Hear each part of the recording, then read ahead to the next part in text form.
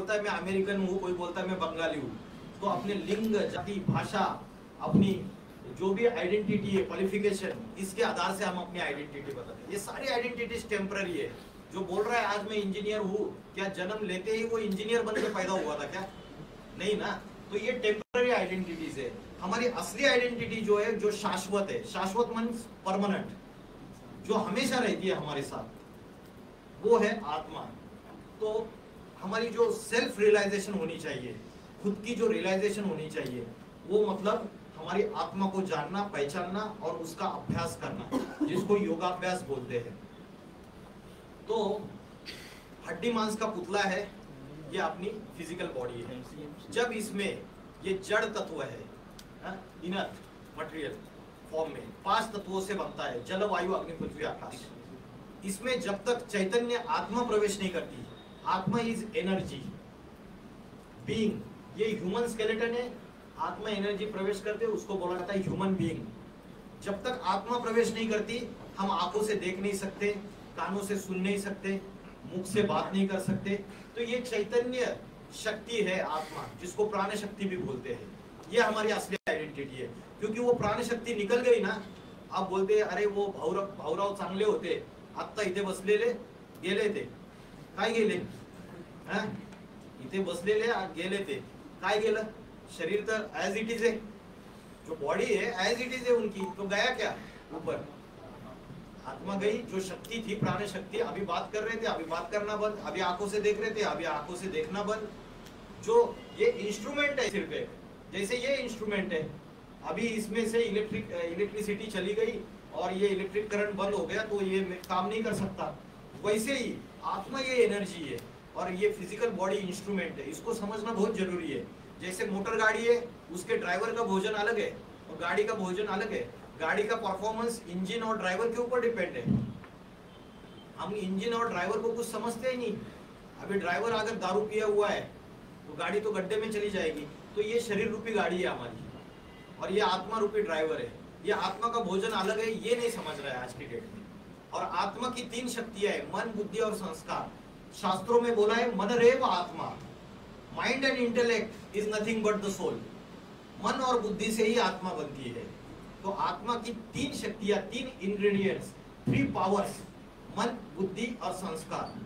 तो आज इसका जो भोजन है आत्मा का, वो तो हम दे ही नहीं रहे। हमारा ड्राइवर तो भूखा है, उसको तो कोई भोजन ही नहीं दे रहे। शरीर रूपी गाड़ी को तो भोजन मिल रहा है हमारा।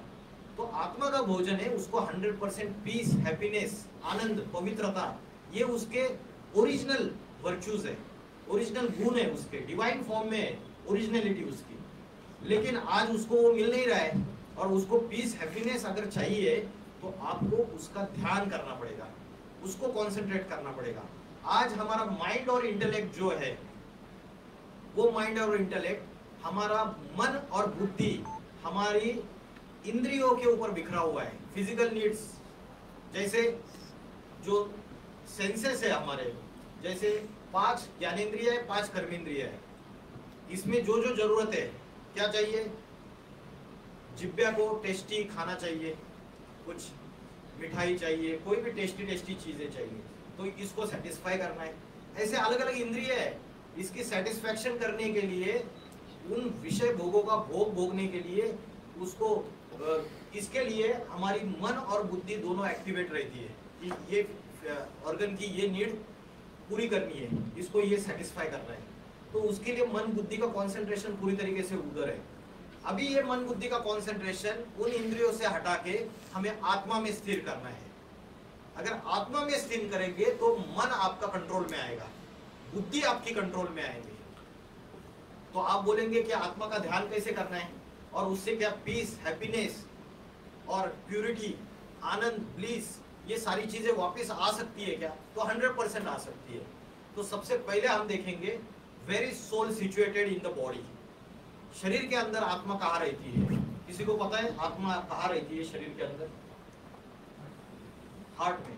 रॉन्ग आंसर, इधर। अच्छा, इन्होंने बताया यहाँ पे आत्मा रहती है, भ्रुकुटी के बीच में, 2 आंखों के बीच में, मस्तक के बीच में, कपाल के बीच में, जिसको उत्तमांग बोलते हैं। लेकिन इसका प्रूफ क्या है बताइए? श्रीमद् भगवत गीता में बोला है भ्रूर मध्य प्राणमावेश सम्यकम, भ्रुकुटी के मध्य में प्राण शक्ति स्थित है। इसलिए इंदिरा गांधी जो देश की प्राइम मिनिस्टर थी, उसके सिक्योरिटी गार्ड्स ने उसको 30-35 गोलियां दागी, शूट किया, और वो आधा पौना घंटा वो तड़पती रही, पेट में छाती में इधर उधर शूट किया उसको दिल्ली के एम्स हॉस्पिटल में लेके गए, बाद में उन्होंने प्राण त्याग दिए। एक ही गोली अगर यहाँ पे मार देते या यहाँ पे मार देते तो 1 सेकंड में खेल खलास। ये प्रूफ है उसका।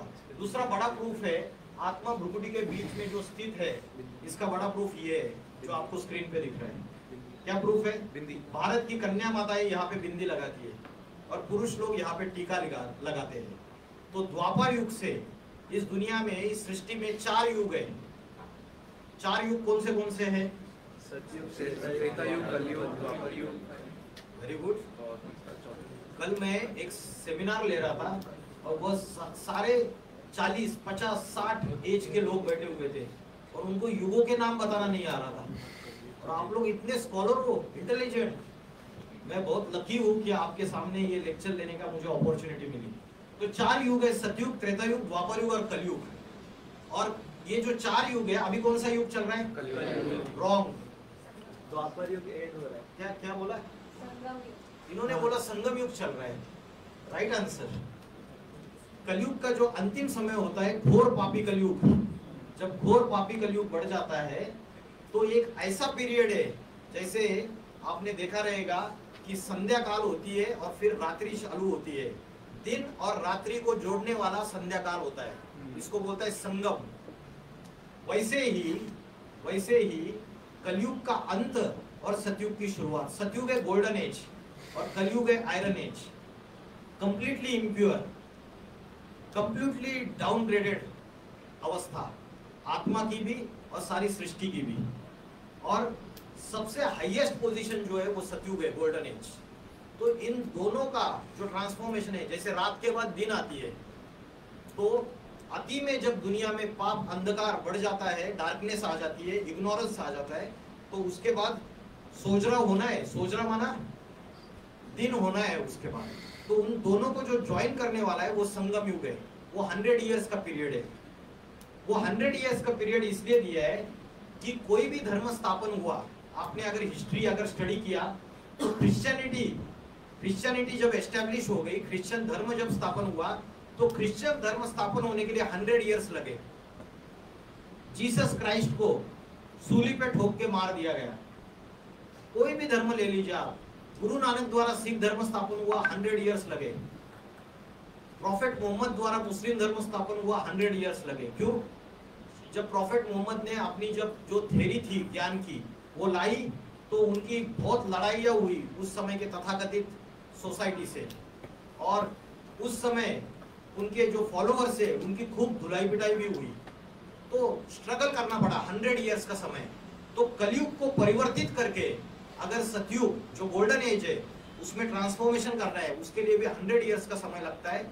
उसे बोला जाता है संगम युग। अभी वो संगम युग का महत्व क्या है आगे देखेंगे, लेकिन मैं ये बता रहा था कि द्वापर युग में जब ऋषि मुनियों को ये पता चला कि जो मनुष्य है वो बॉडी कॉन्शियसनेस में आ रहा है, तो मनुष्य को सोल कॉन्शियसनेस बनाने के लिए ये बिंदी लगाने की परंपरा शुरुआत की, ट्रेडिशन। आज हम उसका गुड स्पिरिचुअल सीक्रेट भूल गए।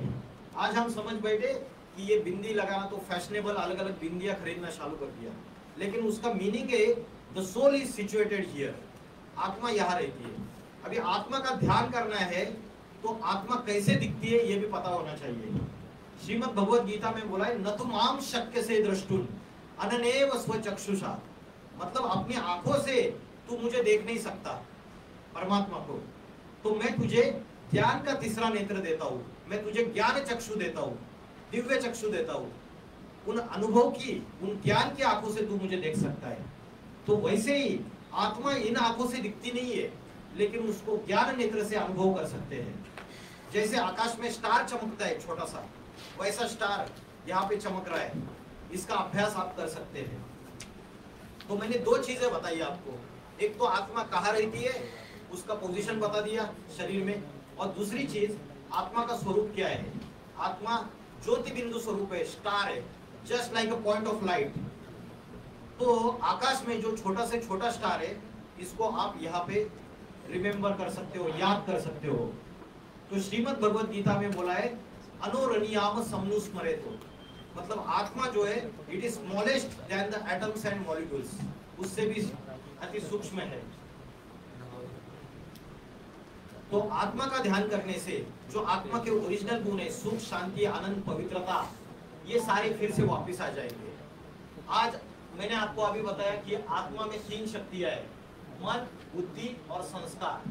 तो आत्मा की ये 3 शक्तियां जो है, वो जब आत्मा एक शरीर छोड़ के दूसरा शरीर धारण करती है, आत्मा जब ट्रैवल करती है, तब आत्मा के साथ क्या जाता है? जब व्यक्ति मर जाता है तो शरीर मरता है, आत्मा कभी मरती नहीं है। आत्मा अजर अमर अविनाशी है, शरीर विनाशी है। तो आत्मा जब इधर शरीर छोड़ते हैं, हम उसको बॉडी को जला देते हैं या गाड़ देते हैं जमीन में, उसी सेकंड में आत्मा तुरंत दूसरे माँ के गर्भ में जाके प्रवेश करती है। तो आत्मा अपने साथ क्या ट्रैवल करती है, क्या लेके जाती है?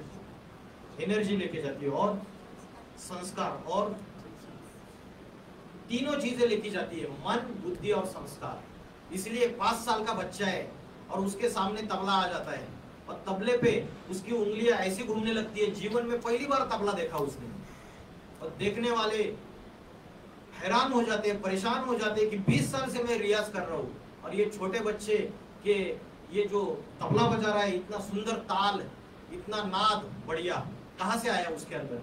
तो पिछले जन्म में मन, बुद्धि और संस्कारों में जो स्टोर था वो कभी वेस्ट नहीं जाता है, वो दूसरे जन्म में जब दूसरा शरीर है उसमें ट्रांसफर हो जाता है। सिर्फ मर्ज और इमर्ज की कंसेप्ट है। जैसे किसी का एक्सीडेंट हो जाता है तो उसकी मेमोरी लॉस हो जाती है कभी कभी, है ना, यादगार चली जाती है।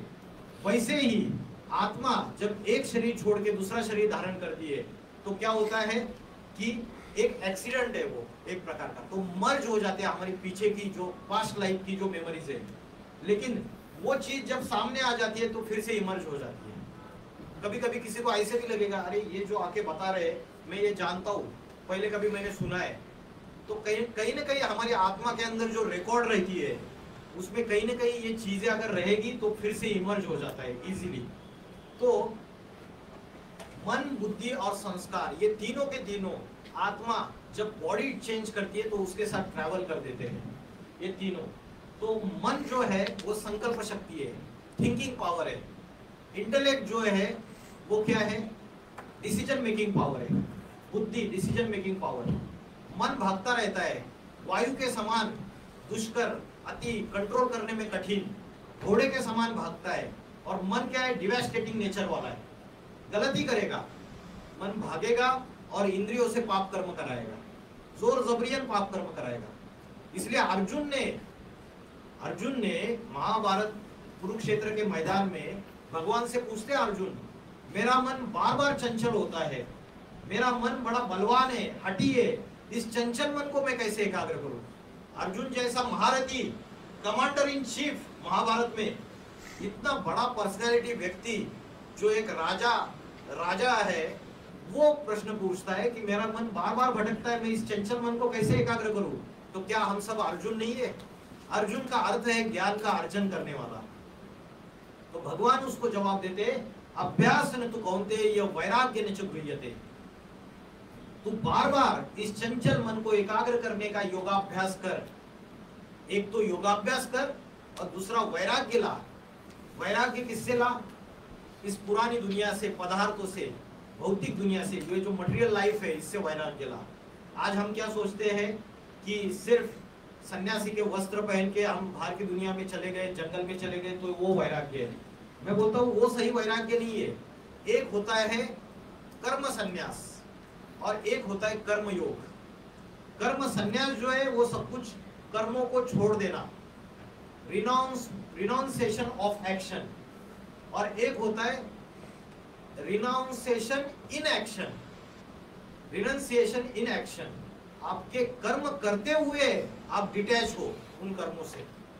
मन बुद्धि आपकी कर्मों में अटैच नहीं है।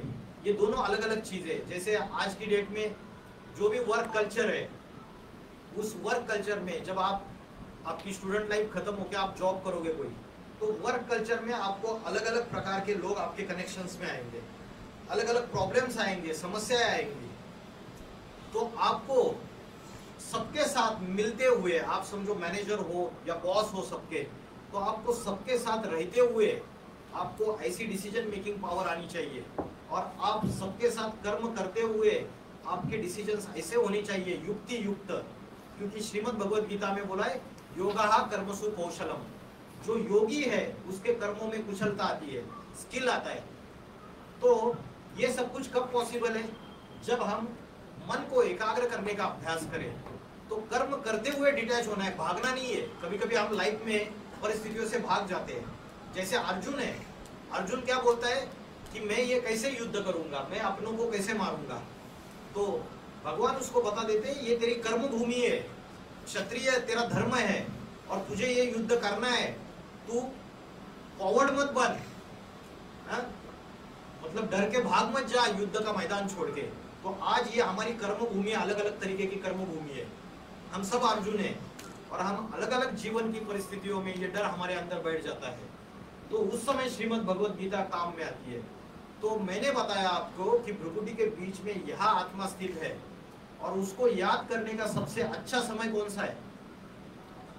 कोई बताएगा? ब्रह्म मुहूर्त का समय। Very good. ब्रह्म मुहूर्त का समय सबसे अच्छा समय है। प्रातः समय 2 बजे से लेकर 4:45 बजे तक का जो समय है वो ब्रह्म मुहूर्त का समय है। 4 बजे भी उठ गए अगर, और 4 से 4:45 अपनी आत्मा का ध्यान कीजिए, मैं आत्मा स्टार हूँ। ये एक ही थॉट, ऐसा नहीं कि कोई थॉट नहीं होना चाहिए, एक ही थॉट होना चाहिए, मैं आत्मा स्टार हूँ। और स्टार को यहाँ पे याद करो, एकाग्र करो मन को, और जितने भी थॉट्स आ रहे हैं उन थॉट्स के पीछे भागो मत, उनको भगा दो, उनको बोलो चले जाओ, और आत्मा का ध्यान करो यहाँ। तो धीरे धीरे आपके मन का जो स्पीड है भागने का वो कम होता जाएगा। और ये यहाँ पे ये उत्तमांग है, इसको उत्तमांग बोलते हैं। ये टॉप में राजा बैठता है, जो राजा होता है वो हमेशा टॉप में बैठता है, और जो अलग अलग ऑर्गन से ये उसके मिनिस्टर से, आँख कान नाक बाकी की इंद्रिया ये उसके मिनिस्टर से। तो राजा अगर कमजोर है तो उसके जो मिनिस्टर से नौकर चाकर है वो उसके ऑर्डर मानेंगे क्या? मानेंगे? अगर राजा कमजोर है तो उसका ऑर्डर माना जाएगा क्या मिनिस्टर्स के द्वारा, नौकर चाकर के द्वारा? नहीं माना जाएगा। तो हमारा ये आत्मरूपी राजा अभी कमजोर हो चुका है, क्योंकि अनेक जन्म लेते लेते आत्मा की बैटरी डिस्चार्ज होती जाती है। क्यों डिस्चार्ज होती है? क्योंकि मन और बुद्धि के अंदर 5 भूत आ गए, 5 राक्षस आ गए। कौन से 5 भूत? 5 विकार, काम क्रोध लोभ मोह अहंकार। काम माना कामना, कामना माना इच्छा, और इच्छाओं में सबसे प्रबल इच्छा, सबसे बड़ी इच्छा कौन सी है? पैसा कमाना बड़ी इच्छा नहीं है। सबसे बड़ी इच्छा, पैसा भी किस लिए कमाते हैं? पावर, वो भी नहीं। सबसे बड़ी इच्छा है विषय वासना, सेक्स, लस्ट। ये सबसे बड़ी प्रबल इच्छा है, और उसकी वजह से पैसा कमाया जाता है। इसलिए श्रीमद् भगवद गीता में बोला है यस्य सर्व समारंभे काम संकल्प वर्जिता। दुनिया के जितने भी काम है ये काम संकल्प से रहित नहीं है, ये काम संकल्प से ही किए जाते हैं। कहीं ना कहीं कामना रहती है, इच्छा एक ही नहीं, अनेक प्रकार की इच्छाएं होती है। मैं सबसे प्रबल इच्छा की बात कर रहा था। अनेक प्रकार के डिजायर से, पैसा कमाना ये भी डिजायर रहती है, पावर चाहिए ये भी डिजायर है, लेकिन सबसे प्रबल डिजायर मैंने बात की उसकी। तो श्रीमद् भगवद गीता में बोला है कामानि जायते क्रोधा। इस अगर हमारी इच्छा पूरी नहीं होती है, अगर फुलफिल नहीं होती है तो क्या आता है? क्रोध आता है। कोई चीज चाहिए हमको और वो इच्छा पूरी नहीं हुई तो हम क्रोधी हो जाते हैं। कामानि जायते क्रोधा, काम से क्रोध जन्म लेता है। क्रोधानि भवति सम्मोहा, सम्मोहात बुद्धिनाशा, बुद्धिनाशात प्रणश्यन्ति। मोह माना अटैचमेंट, और उससे बुद्धि का नाश होता है, फिर प्राणों का नाश होता है। तो ये जो मन है और बुद्धि है ये पांचों विकारों के अधीन हो चुकी है पूरी तरीके से, काम क्रोध लोभ मोह अहंकार। तो श्रीमद् भगवद गीता में बोला है मन जीते सो जगत जीत, इंद्रिय जीते सो जगत जीत। हिटलर, मुसोलिनी और अलेक्जेंडर, इन्होंने जगत जीत बनने के लिए किसका आधार लिया? इन्होंने वेपन्स का आधार लिया, इन्होंने हिंसा का आधार लिया, वायलेंस का, लेकिन ये दुनिया को जीत नहीं पाए। लेकिन परमात्मा जब आता है वो जगत जीत बनने के लिए योग बल, आत्मा का बल, मन को कंट्रोलिंग पावर, इंद्रियों की कंट्रोलिंग पावर सिखाता है। इसी को राजयोग बोलते हैं। तो आत्मा की 3 शक्ति है, मन, बुद्धि और संस्कार। बुद्धि डिसीजन मेकिंग पावर है। मन जो चंचल है, भटक रहा है बार बार, उसको एकाग्र करना है, उसको वश में रखना है, तो बुद्धि चाहिए पावरफुल। और बुद्धि पावरफुल कैसे होगी?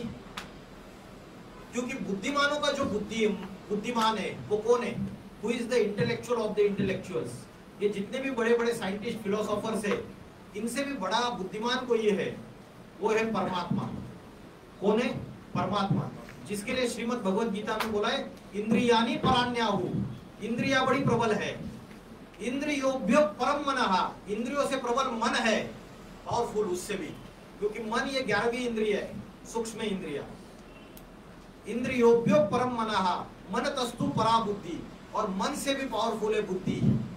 यो बुद्धि परतस्तु सा, और बुद्धि से भी पावरफुल है बुद्धिमानों का बुद्धि परमात्मा। तो वो जो परमात्मा है, जो बुद्धिमानों का बुद्धि पावरफुल है, उससे अगर हमारी बुद्धि का योग कनेक्शन हो गया तो हमारी बुद्धि पावरफुल हो सकती है। तो सिर्फ बैटरी डिस्चार्ज हो गई है तो हम स्वयं अपनी बैटरी को चार्जिंग नहीं कर सकते, आत्मा रूपी बैटरी को। हमें बड़े जनरेटर से कनेक्शन भी देना पड़ेगा, और वो बड़ा जनरेटर है परमात्मा, सुप्रीम सोल। सोल माना आत्मा, और सुप्रीम सोल माना परमात्मा। तो ये जो पावर है सुप्रीम सोल, इससे अगर सोल का कनेक्शन हो गया, इन दोनों का कनेक्शन हो गया, तो बुद्धि पावरफुल हो जाएगी, डिसीजन मेकिंग पावर जबरदस्त हो जाएगी, और डिसीजन मेकिंग पावर जबरदस्त हो जाएगी तो मन को कंट्रोल कर सकेंगे।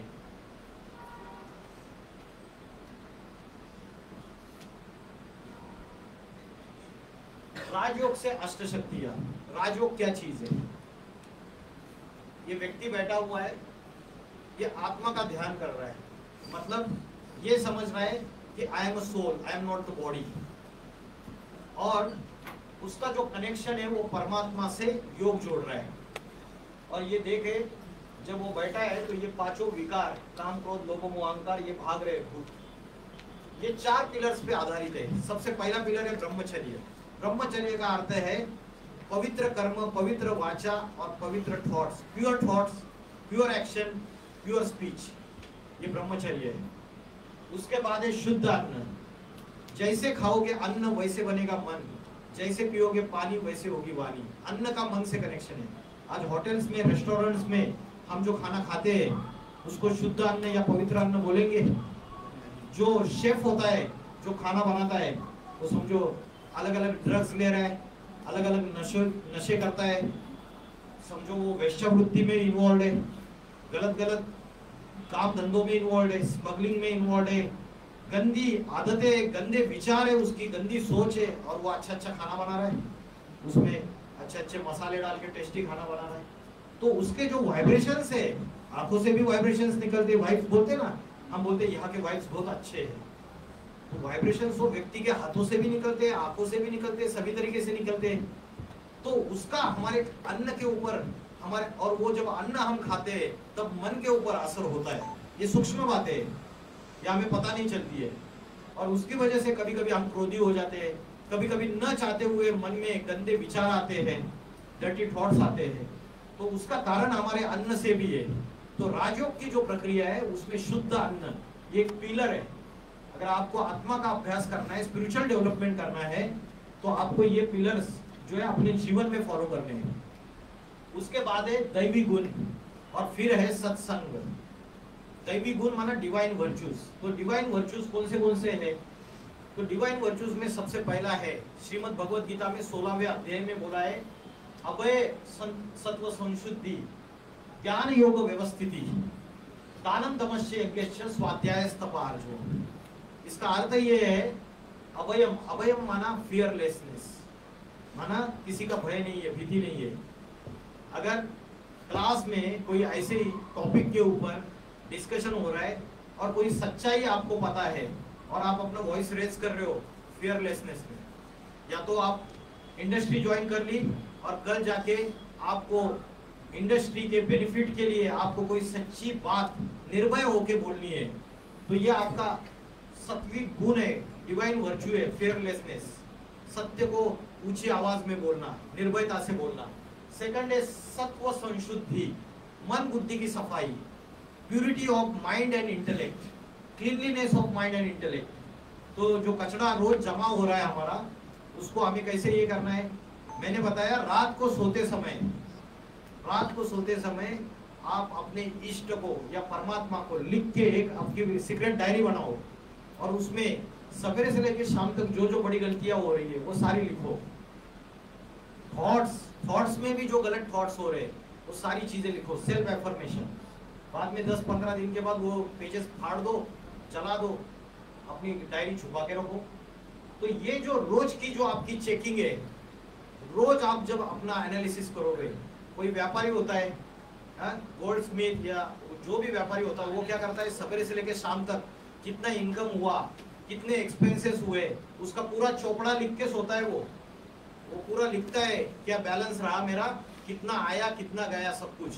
तो हमारा दिन में तो बहुत कुछ जाता है, एक्सपेंसेस तो बहुत है, वेस्ट थॉट्स, बहुत सारी चीजें, पाप कर्म होते हैं जाने अनजाने, बहुत सारी गलत चीजें होती है, दूसरों के प्रति ईर्ष्या द्वेष, कई गलत चीजें होती है। तो वो सारा रात को सोते समय सेल्फ एनालिसिस करना बहुत जरूरी है। स्वाध्याय का अर्थ है स्व माना आत्मा, आत्मा का अध्ययन, खुद का। हम बाकी की सारी चीजें कर रहे हैं लेकिन अपने आत्मा के लिए समय नहीं दे रहे, मन को एकाग्र करने के लिए समय नहीं दे रहे। 24 घंटे में हम सारा समय दिन भर जो भी करते हैं अपने शरीर के लिए करते हैं, और रात को सो जाते हैं तो हम शरीर को आराम देते हैं, लेकिन मन बुद्धि रूपी आत्मा हमारी भटकती रहती है, एकाग्र नहीं रहती है, सपने आते हैं, यहाँ वहाँ भागती रहती है। तो हमें सत्व संशुद्धि मतलब मन बुद्धि की सफाई, प्यूरिटी, उसका रोज अभ्यास करना है। फिर ज्ञान योग व्यवस्थिति, तो ज्ञान और योग, मैंने बोला बुद्धि आपको पावरफुल अगर करनी है तो बुद्धि पावरफुल करने के लिए आपको आध्यात्मिक ज्ञान जीवन में लेना पड़ेगा। जब आध्यात्मिक ज्ञान जीवन में लोगे आप, तो उससे क्या होगा, आपकी माइंड और इंटेलेक्ट में भी प्यूरिटी आएगी। एक दिन के लिए आए भले, 1 घंटा करो, 24 घंटे में 1 घंटा, तो 1 घंटे आपकी बैटरी चार्जिंग हो गई। फिर दिन भर 23 घंटे काम करो, जो भी करना है करो, खाओ पियो सो, जो भी कर्म करने करो, तो एक घंटे के लिए चार्जिंग हो जाती है। तो ज्ञान योग व्यवस्थिता, ज्ञान और योग, योग माना उसको आप सिंपल भाषा में मेडिटेशन बोलते हो। जब आपके बुद्धि में ज्ञान आएगा तो मेडिटेशन आपका सहज हो जाएगा, आपका योग एकदम सहज हो जाएगा। ज्ञान योग व्यवस्थित, being constant in knowledge and remembrance. फिर इंद्रियों का संयम, तमश्च माना इंद्रियों का संयम, कंट्रोल ऑफ द सेंसेस, स्वाध्याय, आत्मा विषय अध्ययन, और तप, to stay in soul consciousness. अभी हम सब बॉडी कॉन्शियसनेस में, हमें बार बार सोल कॉन्शियसनेस का अभ्यास करना है। ये उत्तमांग है। यहाँ बुद्धि को स्थिरियम करने से फायदा क्या होगा, लॉजिक क्या है बताऊं क्या आपको। लॉजिक ये है कि पुरुष और स्त्री, उनकी जो डिवाइन पावर है, जो शक्ति है, तेज है, ओज है, चेहरे पे तेज रहता है ना, जो चेहरे पे तेज है वो किसकी पावर है पता है आपको, बोलो बोलो, पता है, वीर्य की पावर है। वीर्य और रजो, सीमेन, ये जो रजो और वीर्य की शक्ति है पुरुष और स्त्री के अंदर, ये क्या हो रही है, डिस्चार्ज हो रही है ना, नीचे जा रही है ना, अधोगमन हो रहा है इसका। जब आप यहाँ कॉन्सेंट्रेट करेंगे, यहाँ पे आत्मा को स्थित करेंगे, स्टार को, और यहाँ पे बुद्धि को कॉन्सेंट्रेट करेंगे, तो वो जो रजो और वीर्य की शक्ति है ऊपर चढ़ेगी, उल्टी प्रोसेस होगी। बार बार अभ्यास करोगे, हर 2 घंटे के बाद अलार्म क्लॉक सेट करो। जैसे प्यास लगती है तो पानी पीते हो, 5 मिनट आप बैठे बैठे क्लासरूम में बैठे बैठे भी यहाँ पे कॉन्सेंट्रेट कर सकते हो, अपने मन को एकाग्र कर सकते हो, आत्मा को स्थित कर सकते हो। उससे क्या होता है, ये रजो और वीर्य की शक्ति ऊपर चढ़ने के आदि हो जाती है, वही तुम्हारा तेज है, ओज है, तुम्हारी शक्ति है। और बोलते हैं ना भक्ति में, क्या बोलते हैं कि यहाँ पे अगर अभ्यास किया तो कुंडलिनी शक्ति जागृत हो जाती है। तो ये कुंडलिनी शक्ति कुछ नहीं है, आप जब आत्मा का निरंतर अभ्यास करते हो तो ट्रिमेंडस पावर है आत्मा के अंदर। आत्मा से ऐसे ऐसे जबरदस्त पावर है, आप पूरी दुनिया के ऊपर जीत पा सकते हो। एक इंडस्ट्री संभालना कोई बड़ी बात नहीं है। तो ये सारी आत्मा की डिवाइन पावर्स है, ये डिवाइन पावर्स हमारे आत्मा के अंदर आ जाएगी जब हम इसको मन को एकाग्र करने का अभ्यास करते हैं। फिर आगे है अहिंसा सत्यम अक्रोधस त्याग शांतिरर पैशुनम अपैशुनम। अहिंसा माना किसी को दुख न देना, सिर्फ वायलेंस हिंसा न करना मतलब मार पिटाई की बात नहीं है। किसी को हम दुख देते हैं तो वो भी अहिंसा है, हिंसा है। अगर दुख नहीं देते तो उसको अहिंसा कहेंगे। तो वाचा से दुख देते हैं हम, कभी कभी ऐसी वाचा बोल देते हैं, ऐसी उसको बात बोल देते हैं कि सामने वाला दुखी हो जाता है। तो अहिंसा, अक्रोध, क्रोध न करना, ये भी डिवाइन वर्च्यूज है। जितना आप मन को संयमित रखोगे, क्योंकि अगर आप मन को संयमित नहीं करोगे तो क्या बोलते हैं, एक क्रोध की चिंगारी सारे घर को जला सकती है। क्रोध में आके व्यक्ति क्या करता है, अपने घर के बर्तन फोड़ देता है, पूरी तरीके से नष्ट कर देता है, पूरा विनाश कर देता है, खुद भी विनाश हो जाता है, दूसरों को भी दुख देता है। तीसरा है शांति अपैशुनम, माना दूसरों के दोष न देखना। आज हम चाहे कोई भी वर्क कल्चर हो, हम दूसरों के दोष देखते रहते हैं, अवगुण देखते रहते हैं। परचिंतन पतन की जड़ है और स्वचिंतन उन्नति की सीढ़ी है। हम अपने आप को जितना देखेंगे, सेल्फ एनालिसिस करेंगे, उतना हमारे अंदर और भी डिवाइन वर्च्यूज आएंगे। अभी टाइम शॉर्टेज है इसलिए मैं सिर्फ मेन चीजें लेता हूँ। श्रीमद् भगवद गीता में बोला है, आत्मे व आत्मना बंधु आत्मे व रिपुरात्मना। आत्मा स्वयं ही अपना मित्र है और स्वयं ही अपना शत्रु है। क्योंकि अगर हम आत्मा का अभ्यास नहीं कर रहे और आत्मा जो है उसके ऊपर मन बुद्धि और संस्कार में हम गलत चीजें स्टोर कर रहे तो वो हमारा शत्रु है। और अगर हम आत्मा को उद्धरेतात्मनात्मानम नात्मानम अवसादयेत आत्मे व आत्मेना बंधु आत्मे व रिपुरात्मना, मतलब इस आत्मा की शक्ति को, ये मन बुद्धि को हम ऊपर की ओर उद्धरेत माना ऊपर की ओर यहाँ कॉन्सेंट्रेट कर रहे हैं हम। आत्मानम ना अवसादयेत, हमारी मन बुद्धि नीचे के इंद्रियों में ज्यादा कॉन्सेंट्रेटेड रहती है।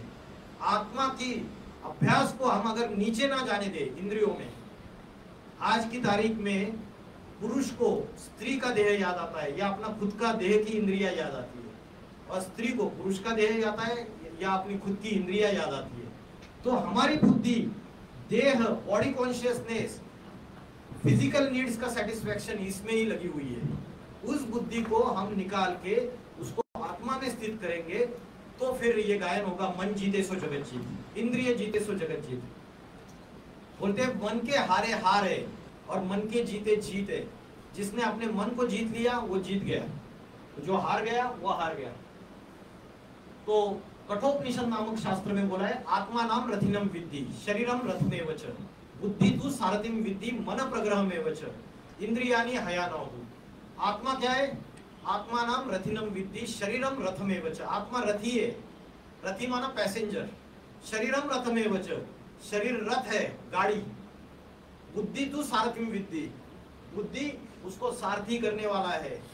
जैसे गीता में लिखा है कृष्ण अर्जुन का सारथी था और अर्जुन के रथ में भगवान सारथी बन के आया। तो अर्जुन का रथ माना अर्जुन का शरीर, रथ शरीरम रथमेव च बुद्धि तु सारथिम विद्धि मन प्रग्रहमेव च, प्रग्रहमेव माना लगाम। ये मन रूपी लगाम जो है हमारा ढीला पड़ा हुआ है। इंद्रियानी हयानाहु, और ये घोड़े जो है वो इंद्रिय है, वो बेफाम है, भाग रहे, कंट्रोल में नहीं है क्योंकि मन रूपी लगाम ढीला पड़ा हुआ है। न चाहते हुए भी इंद्रिया पाप कर्म कर रही है, उत्तेजित होकर गलत कर्म कर रही है, जिसकी वजह से आत्मा की शक्ति क्षीण हो जाती है, जिसकी वजह से हमारा जो एक्सेलेंस है, हमारे अंदर का तेज ओज वो सारा नष्ट हो जाता है। तो आध्यात्मिकता की सही व्याख्या क्या है? आध्यात्मिकता की सही व्याख्या है कि मैं देह नहीं हूं, मैं आत्मा हूं। बॉडी कॉन्शियसनेस को लूज कर दो, सोल कॉन्शियसनेस में स्थित रहो, ये अध्यात्म की डेफिनेशन है। लेकिन सिर्फ उससे नहीं होगा, आत्मा समझ के परमात्मा से कनेक्शन करना पड़ेगा। तो फिर परमात्मा क्या है हमको पता ही नहीं है। उसके पहले हम और एक चीज देखते हैं। गीता में लिखा है आत्मा के 3 शत्रु है, त्रिविधस्य नरकस्य इदम द्वारम नाशनम आत्मनाः काम क्रोधस तथा लोभस तस्मात् एतत् त्रयं त्यजेत्। आत्मा के 3 शत्रु है, काम, क्रोध और लोभ। ये जो 3 शत्रु है ये नरक के द्वार खोलने वाले हैं। और इनको क्या करो? गीता में लिखा है इन त्रयम त्यजेत, इन तीनों को त्याग दो। लेकिन आज उल्टा, जितना भी साइंस ने डेवलपमेंट की है, उस साइंस के जो भी अलग अलग इंस्ट्रूमेंट्स आए, जो भी चीजें आई, उससे हमारी बुद्धि और खराब होती जा रही है। ये तीनों विकार, तीनों विकार हमारे अंदर और बढ़ते चले जा रहे हैं। तो कलयुग में कली राक्षस प्रवेश कर लेता है सबके अंदर। तो ये स्थिति हमारी बनी हुई है।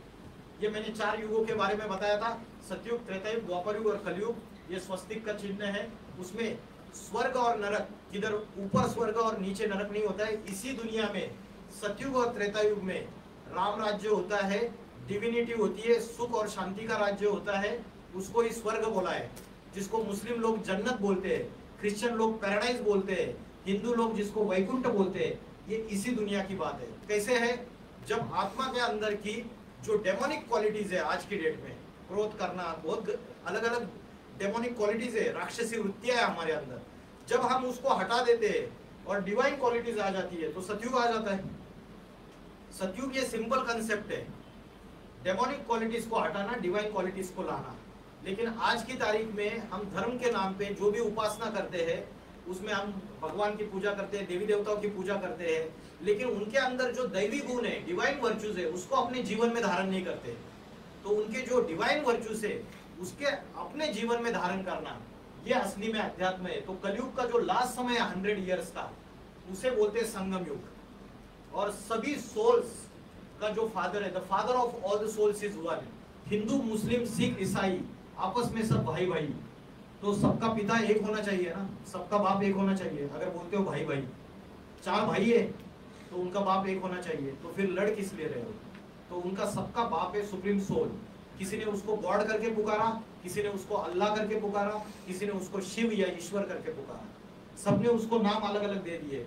ये जो डिवाइन पावर है, पॉइंट ऑफ लाइट, वो हम बोलते हैं उसको ऊपर वाला। डॉक्टर भी बोलता है कि ऊपर वाले के हाथ में है, मैंने जितना किया है उतना कर दिया है।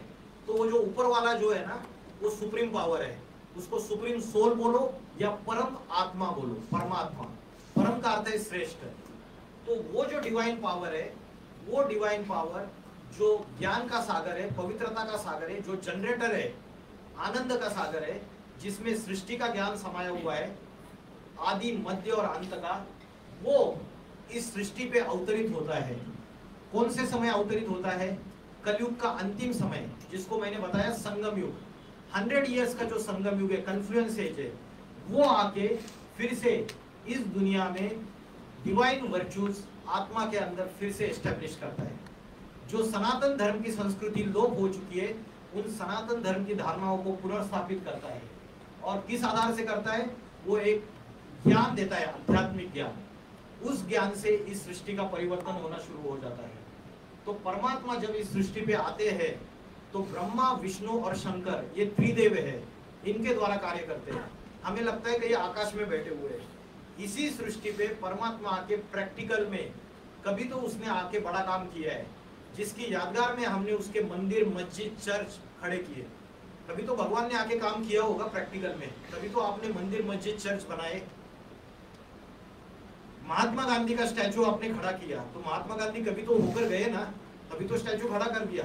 वैसे ही इतने मंदिर बनाए, तो कभी तो इसी धरती पे होकर गए। उन्होंने कोई तो ऐसा ट्रांसफॉर्मेशन किया दुनिया में, जिसकी वजह से।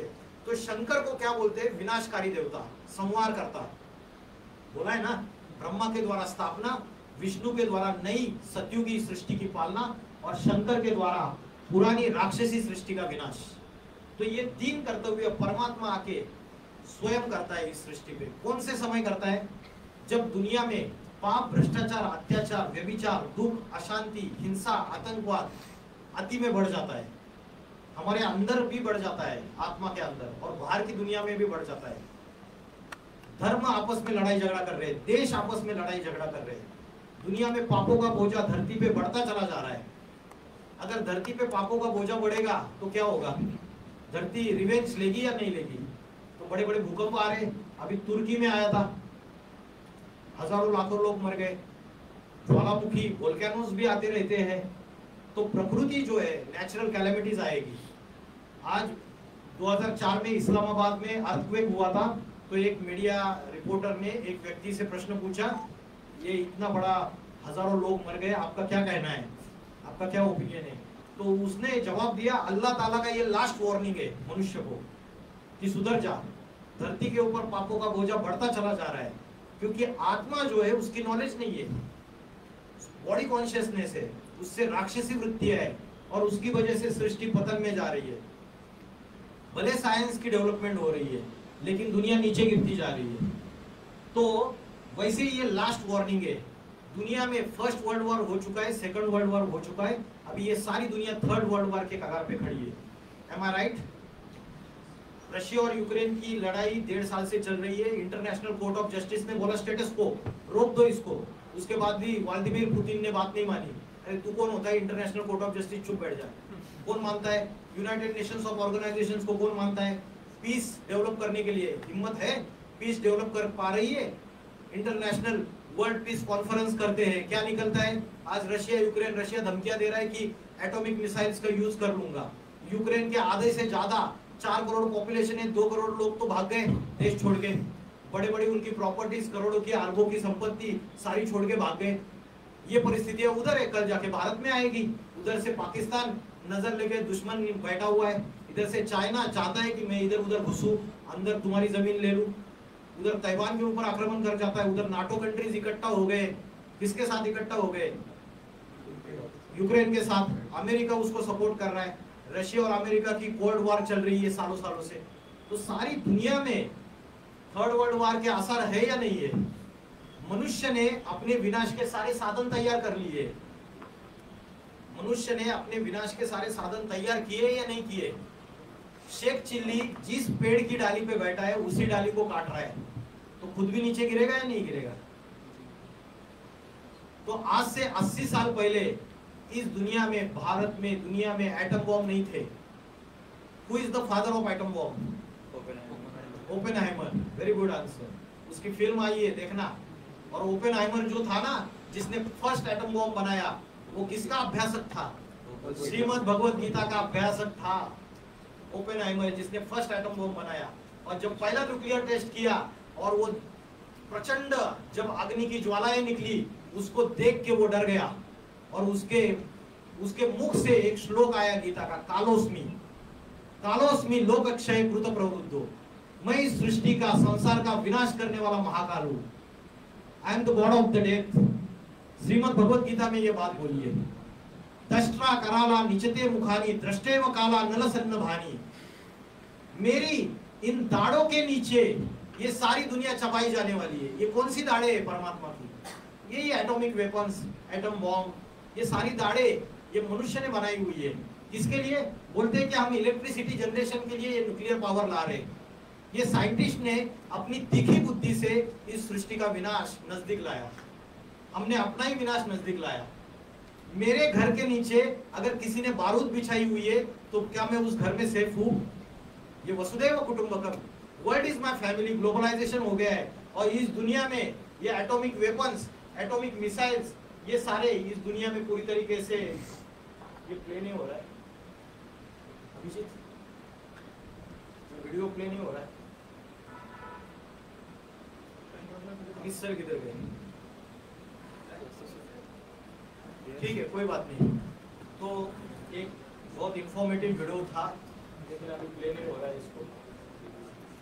ठीक है, तो मेरा कहने का तात्पर्य ये था कि आगे चल के ऐसा समय आ गया जिसमें नेचुरल कैलेमिटीज, न्यूक्लियर वार और हिंदू मुस्लिम सिविल वार, ये तीनों साथ में चल रहे हैं। अभी साथ में रिमोट कंट्रोल का एक बटन दबाने की देर है। आज से 80-100 साल पहले इस ये बंदूकों से, तलवारों से, तीर कमानों से युद्ध होती थी, कभी युद्ध नहीं होती थी। आज ये एटॉमिक वार है, रिमोट कंट्रोल का एक बटन दबा दो, ऐसी दुनिया 1 सेकंड में पूरी दुनिया खलास हो जाएगी। सृष्टि में महाविनाश सामने खड़ा हुआ है। तो ऐसे समय परमात्मा जो है, जो डिवाइन पावर है, सुप्रीम सोल है, वो इस सृष्टि पे अति साधारण मनुष्य शरीर में अवतरित हो जाते हैं, जिसके लिए श्रीमद् भगवत गीता में बोला है, अव जानन्ति मामूढ़ा मानुषी तनुआश्रितम। मुझ साधारण शरीर में, तन में आए हुए भगवान को मूर्ख बुद्धि लोग पहचान नहीं पाते। उसको कोई विरला पहचानता है। क्यों? क्योंकि कलयुग के भौतिक सुखों में उलझे हुए रहते हैं। ऐसे समय परमात्मा इस सृष्टि पे अवतरित होते हैं। तो जब परमात्मा किसी चैतन्य शरीर में अवतरित होते हैं, तब मैंने दिया हुआ एग्जाम्पल, जैसे माँ अपने बच्चे को याद करती है, बच्चा दिल्ली चला गया, वैसे ही परमात्मा जब चैतन्य रूप में किसी साधारण तन में आते हैं और ये सृष्टि का आदि मध्य अंत का ज्ञान सुनाते हैं, आत्मा का उत्थान करने का ज्ञान सुनाते हैं, असली स्पिरिचुअलिटी बताते हैं, तब हम उनको यथार्थ रूप में उनसे योग लगा सकते हैं। वही राजयोग की प्रक्रिया है। हम यथार्थ रूप में उनको याद कर सकते हैं। आज हम मंदिरों में एक प्रतीकात्मक रूप में हमने पत्थर की मूर्ति बनाई है उनकी, तो याद जो है वो यथार्थ रूप में नहीं कर सकते, क्योंकि आज का जो युवा है वो लॉजिकल है, नॉलेजेबल है। वो बोलता है कि मुझे तो नजर नहीं आया भगवान कहीं, तो कभी तो वो इस सृष्टि पे अवतरित होके, वो जगत पिता है, जगन्नाथ है, विश्वनाथ है, वो सारी सृष्टि में ट्रांसफॉर्मेशन लाते हैं। तो श्रीमद् भगवत गीता में उसके लिए बोला है,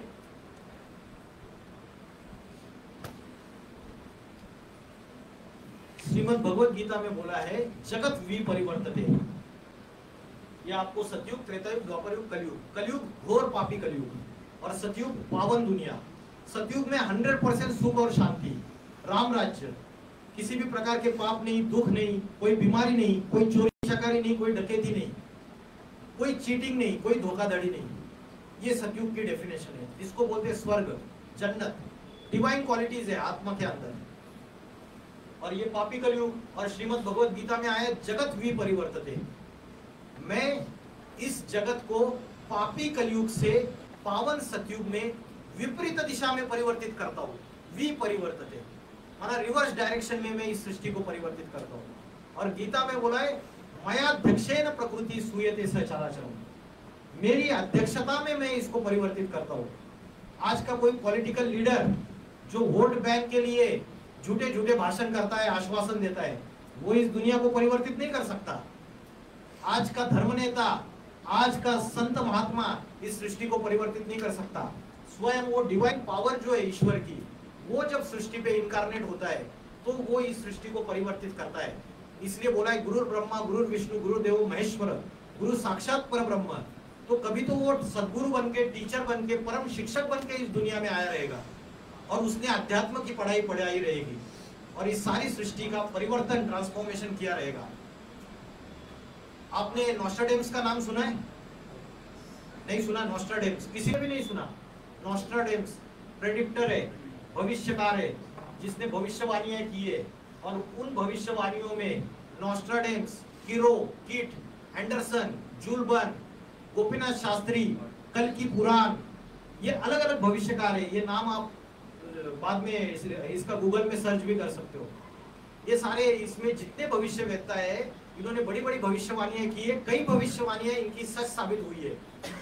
उन भविष्यकारों ने भविष्यवाणियां की है 21st सेंचुरी में उत्तर भारत से एक ऐसे महापुरुष का अवतार होगा, एक ऐसे महापुरुष का अवतार हो चुका है अभी। उन्होंने बोला होगा जो ऐसी आध्यात्मिक क्रांति लाएगा और ऐसा आध्यात्मिक संगठन तैयार करेगा कि बड़ी बड़ी महासत्ताएं, अमेरिका हो, यूरोप हो, ऑस्ट्रेलिया हो, अफ्रीका हो, वो उसके सामने नतमस्तक हो जाएगी और वो योग बल के आधार से इस सृष्टि का परिवर्तन करेगा। इसलिए शिव शंकर भोलेनाथ को आदि योगी बोलते हैं। क्या बोलते हैं? आदि योगी, योगेश्वर।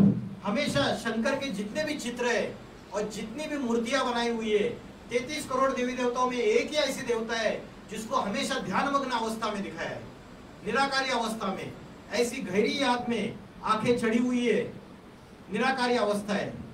तो योग बल के आधार से वो परिवर्तित करता है। हिटलर आया, मुसोलिनी आया, अलेक्जेंडर आए, शस्त्रास्त्रों के आधार पे दुनिया को जीत नहीं पाए, उनको हारना पड़ा। लेकिन परमात्मा शिवशंकर भोलेनाथ जब आते हैं तो योग बल के आधार से, योग की पावर से इस सारी सृष्टि को, कलयुगी सृष्टि को, पापी सृष्टि को पावन सृष्टि में परिवर्तित कर देते हैं और भारत विश्वगुरु बनता है। इसलिए आज बोल रहे कि भारत विश्वगुरु बनेगा। कैसे बनेगा, क्या बनेगा, किसी को पता नहीं है। भारत में राम राज्य आने वाला है। राम राज्य कब आता है? जब रावण राज्य का खुलासा होता है। तो आज की दुनिया में रावण राज्य है या नहीं है?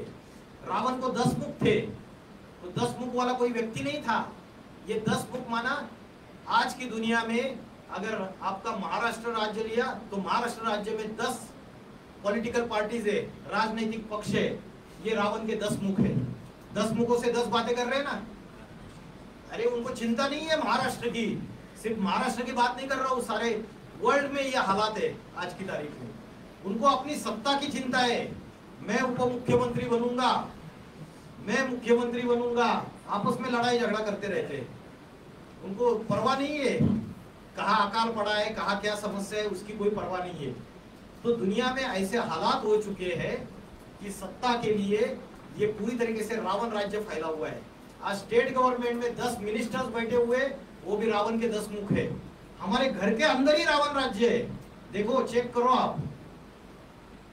जो भाई होता है वो बोलता है मैं कांग्रेस को वोट दूंगा, पिताजी बोलते हैं मैं बीजेपी को दूंगा, माँ बोलती है मैं शिवसेना को दूंगी। तो टुंडे टुंडे मतिर भिन्ना, रावण के 10 सिर्फ 10 प्रकार की बातें करते हैं। टीवी भी स्टार्ट कर दिया, एक को स्पोर्ट्स चैनल देखना रहता है, दूसरे को वो WWF देखना रहता है, तीसरे को कोई मूवी देखनी है, माँ को कोई सीरियल देखनी है। तो ये रावण राज्य फैला हुआ है, घर घर में महामारी महाभारत है, अशांति और दुख का राज्य है। दिखावे के लिए दुनिया चमकीली धमकीली बन रही है। बड़े बड़े मॉल्स, 5 स्टार होटल्स देख के आप बोल रहे हैं सर आप क्या बातें कर रहे हो, ये दुनिया तो कितनी अच्छी बन रही है, आप ऐसी बातें कर रहे हो। लेकिन अगर आप पूरा अच्छे से स्टडी करते हो तो बहुत प्रॉब्लम्स है, बहुत सीवियर प्रॉब्लम्स है। वाटर लेवल जो है वो जमीन की नीचे नीचे जा रही है, ओजोन का लेयर डिप्लीट हो चुका है। अगर एटम बॉम्ब का एक्सप्लोजन होगा तो अर्थ का टेम्परेचर इंक्रीज हो जाएगा। अर्थ का टेम्परेचर इंक्रीज होने से जो नॉर्थ पोल है और साउथ पोल है, उसकी जो बर्फ है, बर्फ के पहाड़ ग्लेशियर्स जिसको बोलते हैं, वो पिघल जाएंगे, मेल्ट हो जाएंगे।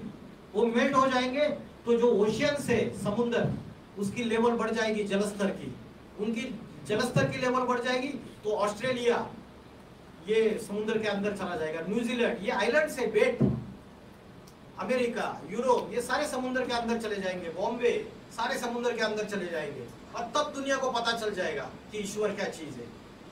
आज समझ नहीं है, आज भौतिक सुखों में सारे रमन कर रहे हैं। तो ऐसे समय जब ये अति हो जाती है इस सृष्टि पे, और तब परमात्मा इस सृष्टि पे अवतरित होते हैं और आध्यात्मिक ज्ञान सिखाते, तो अपने आत्मा को समझ के हम जब उससे कनेक्शन जोड़ते हैं उस सुप्रीम पावर से, तो वही असली में अध्यात्म है। तो इतना बोल के मैं रुकता हूँ, किसी को कोई क्वेश्चन है तो पूछ सकते हैं।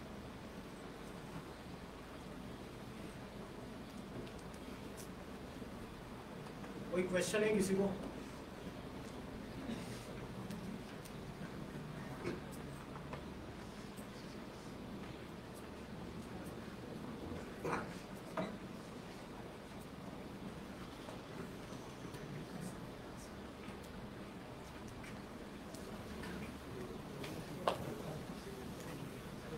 कोई भी क्वेश्चन नहीं है किसी को?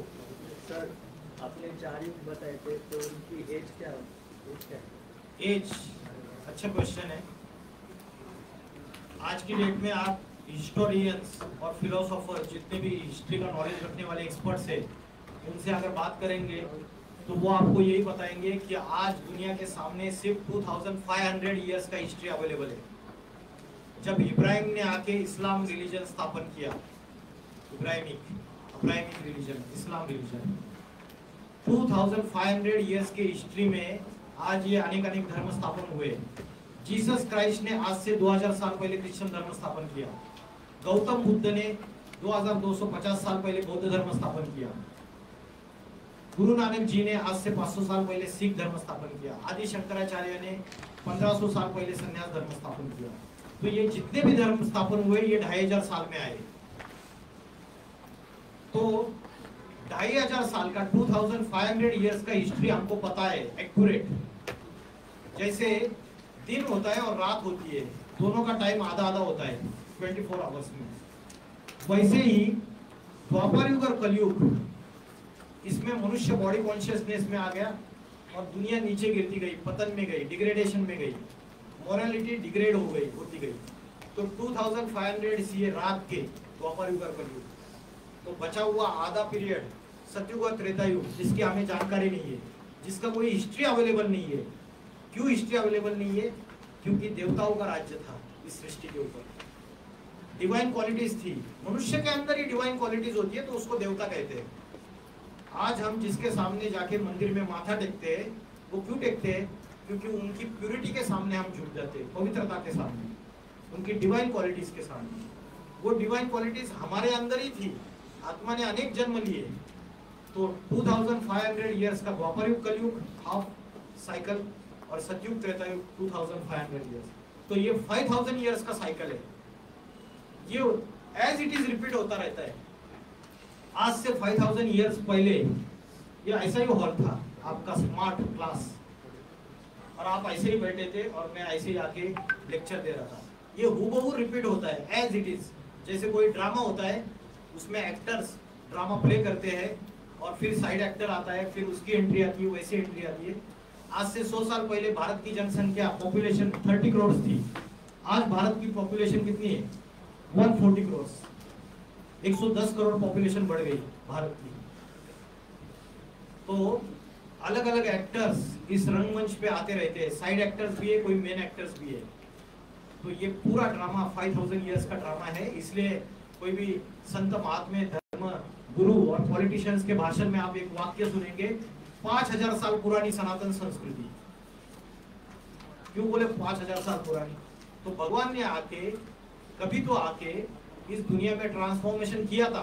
तो वो 5000 ईयर्स पहले आया था, पिछले कलयुग के लास्ट समय में, और उसने सृष्टि का ट्रांसफॉर्मेशन किया था।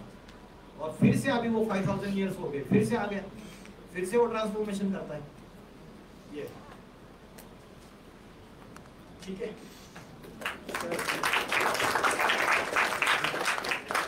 आपने जैसे कहा कि रिपीट होते हैं, साइकिल्स रिपीट होते हैं। तो श्री कृष्ण ने जब जन्म लिया था तो द्वापर युग में लिया था, तो आपके हिसाब से वो 2500 के बीच में ही लिया होगा। तो ऐसा मतलब मेरे हिसाब से तो श्री कृष्ण ने जन्म द्वापर युग के अंत में लिया ही नहीं। मेरा स्पिरिचुअल रिवॉल्यूशन डालोगे, यूट्यूब चैनल है मेरे, उसमें अलग अलग सेमिनार से आप देख सकते हो। और एक AIVT यूट्यूब चैनल भी है, आध्यात्मिक विद्यालय में, उसमें देख सकते हो, उसका सेपरेट सेमिनार होता है मेरा। मेरे हिसाब से तो कृष्ण ने द्वापर युग के अंत में जन्म लिया ही नहीं।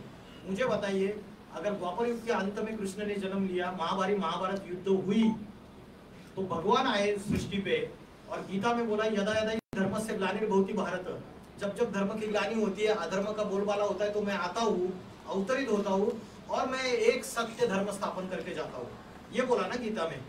तो द्वापर के अंत में भगवान आए, समझो कृष्ण जी आए, श्री कृष्ण, महाभारत युद्ध हुई, पांडवों की जय हो गई, दुष्टों का अंत हो गया, कौरवों का, यादवों का।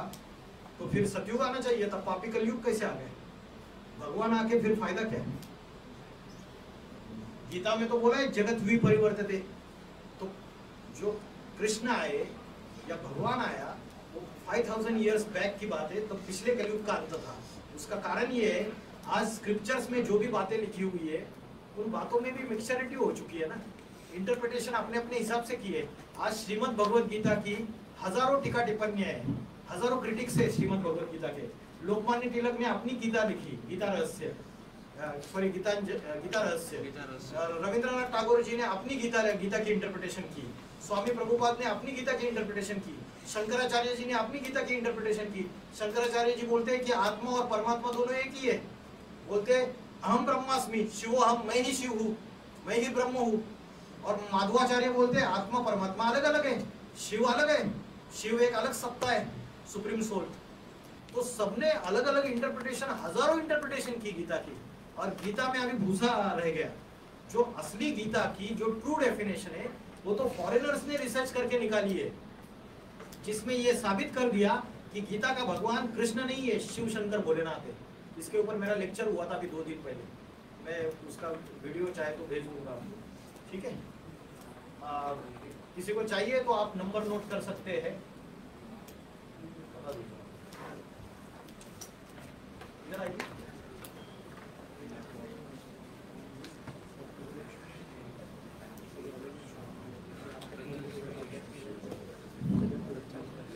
डीवा पाटिल के MCA डिपार्टमेंट की HOD शिखा मैम और भागीरथी मैम का मैं शुक्रिया अदा करना चाहती हूँ कि उन्होंने हमारे आध्यात्मिक सेमिनार का आयोजन किया।